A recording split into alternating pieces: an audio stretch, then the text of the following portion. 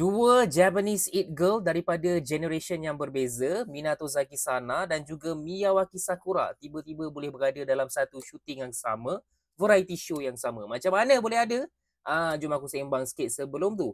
Korang yang minat konten-konten macam ni, bolehlah tekan dulu butang follow dekat sini. So, kalau korang minat Sana, korang tahulah yang Sana kadang-kadang dia akan menjadi MC untuk Dex Fridge Interview yang dihostkan oleh Dex lah. Bila Dex tak ada, Sana lah yang akan ganti. Season 1 yang Sana ganti, macam-macam guest yang kita dapat. Mion ada, Sol Yun pun ada. Dan kali ini, new season lah boleh kata. Guest pertamanya adalah Sakura daripada Les Seraphim. Korang boleh tengok video dia dalam 30 minit, 40 minit juga. Macam-macam conversation diorang sembang dalam tu. And main conversation diorang adalah diorang cakap different antara culture Korea dengan Jepun. Yalah, dua-dua ni daripada Jepun kan.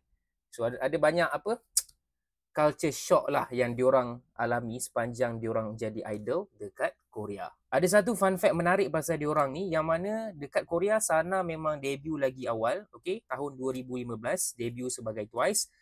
Sakura pula tak silap aku tahun 2018 sebagai IZ*ONE, okay? Tapi kalau ikutkan dekat Jepun, Sakura ni dah jadi idol dah lama dah. Okay? Debut pada tahun 2011.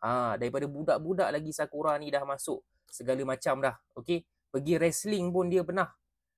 So, technically dekat Jepun sebenarnya Sakura lagi senior daripada Sana. Tapi dekat Korea sebagai K-pop idol, Sana lagi senior. Okay? Tapi beza umur dia orang 2 tahun je. Walaupun beza 2 tahun, Sakura ni dia macam awkward lah nak nampak macam sebaya dengan Sana. Dia still anggap Sana ni sebagai yang lagi tua lah. And diorang sebenarnya dah pernah jumpa dah sebelum ni, dah pernah bersembang, dah pernah berborak dan dah pernah buat challenge sama-sama. Kalau korang ingat waktu ni, Sakura hadiahkan topi, apa panggil apa yang dia hadiahkan tu, korang faham lah, yang tahulah.